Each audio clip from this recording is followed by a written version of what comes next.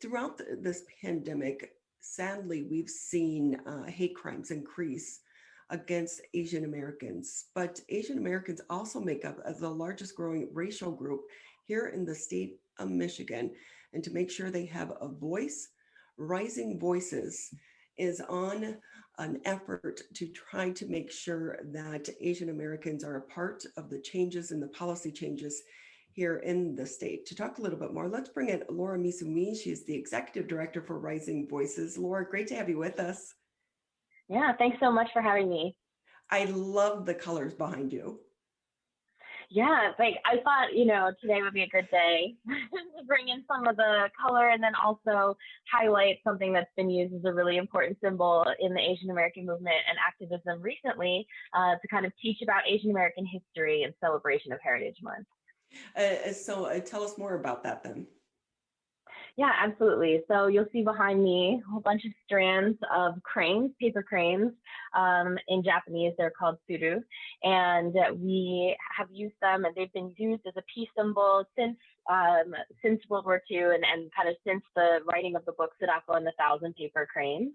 And there's an organization here in the United States called Suru for Solidarity. We have a chapter here in Michigan that we're starting under the umbrella of Rising Voices. And the goal is to really be able to use this symbol of peace and the act of teaching and bringing people in to learn about how to fold a paper crane to stand up and show solidarity with the movement to end detention centers for migrants and also to end incarceration as a general matter. So we think this is an important lesson to learn, and also kind of the book that I mentioned, Sadako and the Thousand Paper Cranes, is one that should be included in curriculum from K through 12 all across the country and here in Michigan too. Right, it starts in our history books, right?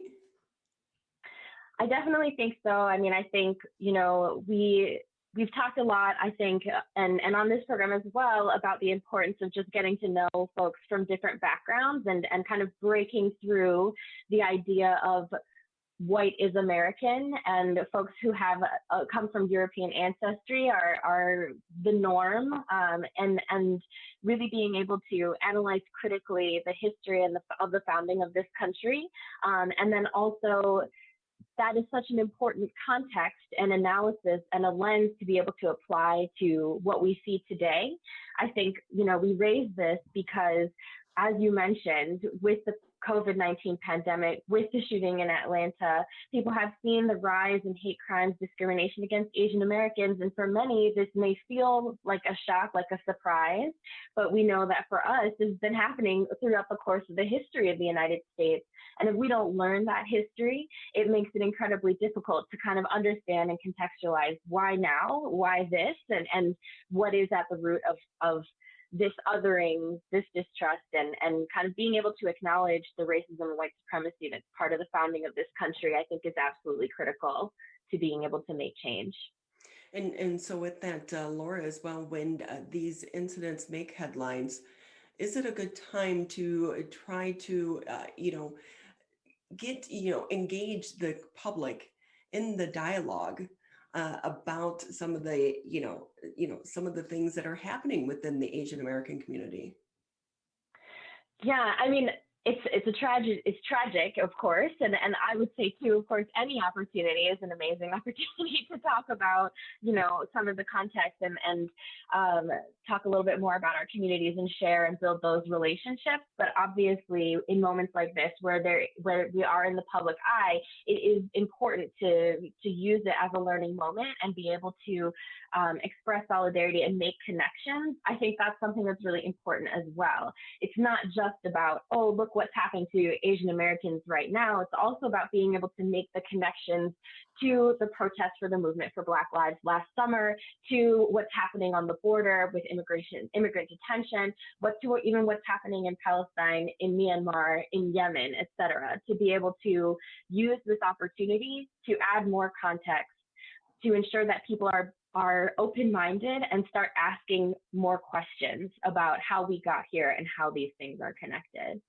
So as more people do open their minds, are you finding that they want to join organizations such as yours, Rising Voices, and be a part of the solution? Absolutely. And I think, we know that we were created because we felt like there was an organizing gap here in Michigan, focusing on Asian American women and families and the issues that matter to us.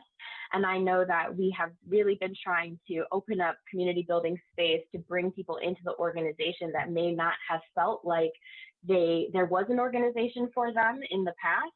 I know that there's a lot of other, ethnic-based or service or purely civic engagement organizations that do exist that are amazing. They do incredible work. But I think that for us, we really want to be a political home for people to both join together because of a shared common identity and experience, but then also be able to push that further and understand what are some of the values that we have in common based on some of those experiences. And we've met a lot of people in recent months who've said, this is my first time coming to this organization and I'm really, feel at home. It's been really nice to meet people. Folks who said, I've lived downriver for 3 years and have not met, another Asian person. So being able to offer that space, I think, is incredibly important, especially in a time like this, especially when we're still socially distanced, when we're still trying to practice good public health safety practices and not be in person all the time. It has been really important. Because throughout COVID-19, it's hard to get out and reach new people because, so many times you're able to take advantage of, events and festivals and fairs to Right. be able to engage with the community, to let them know about your work. A little bit harder online because sometimes they have to then seek you out. Yeah, I think that's absolutely right. And I think, just as you mentioned it, we had in April a virtual picnic, which, is like suboptimal. We would love to be in person to be able to actually break bread with folks because that is such an important part of our culture and our heritage, and being able to share over food is so important. And so I think being able to create events that acknowledge and honor those experiences, I think, has been really important. We recently celebrated Eid, and we had some of our Muslim sisters who are part of our organization lead the program and kind of teach about the history and the context. And then also we were able to kind of send out some interactive kits with a henna cone. So I don't know if you can see, we're trying it out ourselves. But we are trying to figure out how can we make it interactive while still being safe, and doing affirmative outreach, making sure that if you are involved, you've been to a program, that next time you're bringing 3 friends as well. We're talking with Laura Misumi. She's the executive director for Rising Voices. I really think what you all are doing is so important, your work in the political arena, because while we do know that, protests help highlight issues, it's really the policy and being a voice in that policy for the changes that can have generational change. So do you want to talk to us more about the efforts that you're trying to tackle with Lansing and our elected leaders? Yeah, absolutely. I mean, I think on the one hand, we do have to kind of start at the place of how do we make sure that we have representation in Lansing and across the state and in Washington as well, that acknowledges and recognizes our communities and our contributions and also our unique needs. And so we will say too, like, we intend to run a program this year for some of the municipal elections that are coming up, particularly in municipalities that have significant Asian American populations, wanting to make sure that our community knows and understands what's at stake and what's on the ballot and how to make sure that they can get involved. And then similarly, we've just participated in APA Lobby Day, which was a program that was put on by API Vote Michigan and the Michigan Asian Pacific American MAPAC, the Michigan Asian Pacific American Affairs Commission. And it was a really important opportunity for Asian Americans to interface with legislators, with their staff, to be able to share their experiences throughout this pandemic and be able to articulate what changes they want to see. So we thought that was an amazing first step, a really great opportunity, and something that we hope to build on as well. And we know that being able to develop folks' ability to share their story is so much a part of that. So we really do see our community building efforts, these events that are based in our culture and heritage, but also about being able to share why those traditions are important to you, are critical to being able to develop people's ability to share that in a way that also speaks to the advocacy component as well. So, Laura, are you considering dipping your toes into the political arena and becoming an elected leader? No, I don't think so. I don't think so, not yet. I mean, I think for me, what I've really seen is just that there's a huge ocean of potential, that our communities are full of women who have already taken so much leadership that may not be seen or recognized in traditional political arenas. And I think for us, we see our role as being able to build out that capacity to help develop leaders and help develop community minded, grounded leaders who are grounded and rooted in community, who can follow in the footsteps of some of the amazing elected leaders that are on our board, including County Commissioner Mai Zhang from Macomb County, and then obviously State Senator Stephanie Chang, who is absolutely incredible and a role model for all of us. I have a feeling that you're a role model yourself for a lot of people as well.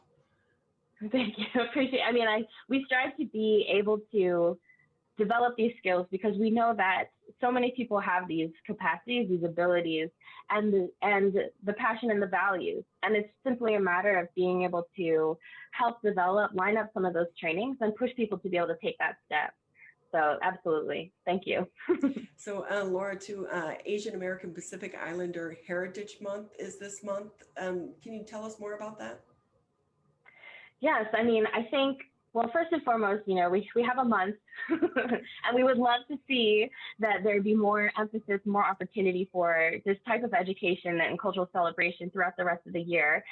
But that being said, you know, this is a time in which we get the opportunity to really be out front and kind of share what we are about, and then also kind of lift up what other amazing organizations are doing. So for us, we're running some of our own programming here in the state virtually, and we're also doing a project called Rising Voices Amplify on social media, which is our opportunity to kind of spotlight other amazing Asian American organizations across the country that are really role models for us on how we want to do this work, and then also to acknowledge that we are trying to build a community and network of those organizations. I would also say too, we are piloting a photo series that may not actually come out in May, but look forward to it, you know, in later months, about the Asian American communities here in Michigan and some of the amazing community leaders that are here. And we want to use that both as an opportunity to inform and, you know, give folks the opportunity to kind of show off their hometowns, their communities, and what makes them so great, but also building that into our redistricting work. We know that Michigan is going through independent redistricting commission process this year, and we know that we want to make sure that our communities are, you know, not diluted in their power, their political representation by having district lines that cut through our communities. So being able to highlight that, lift people up, and show what those communities look like is an important part of that process for us. I know that you and other members of Rising Voices, you're doing a lot of work to try to get this issue out there and, you know, really in the public eye. So if someone wants to get involved, how can they do so? Do you need volunteers right now? Absolutely. I mean, I think for one thing, the commission website has all of the commission dates that are having actually in-person meetings for people to offer testimony about their experience, about their communities, and about why they want their district to be representative of the communities of interest that exist there. And we are definitely looking for people to get involved. We are looking to organize and develop a list of folks who are interested in participating in these hearings in communities where there is significant Asian American population in particular, but really anywhere across the country. And if you wanted to reach out to us, please do so at contact@risingvoicesaaf.org, and we would love to follow up and have you be a part of that process. And so with that, let's hope as the restrictions are loosened and we are on the backside of this pandemic, fingers crossed, you'll be able to get out more and engage one-on-one with the community, because while virtual has been fun, I think so many of us are tired of it and we're just ready to see people in person as well. Absolutely. I totally agree. Laura Misomi with us. She's the executive director for Rising Voices. We always appreciate your time. Yeah, thank you so much for having me. Appreciate it.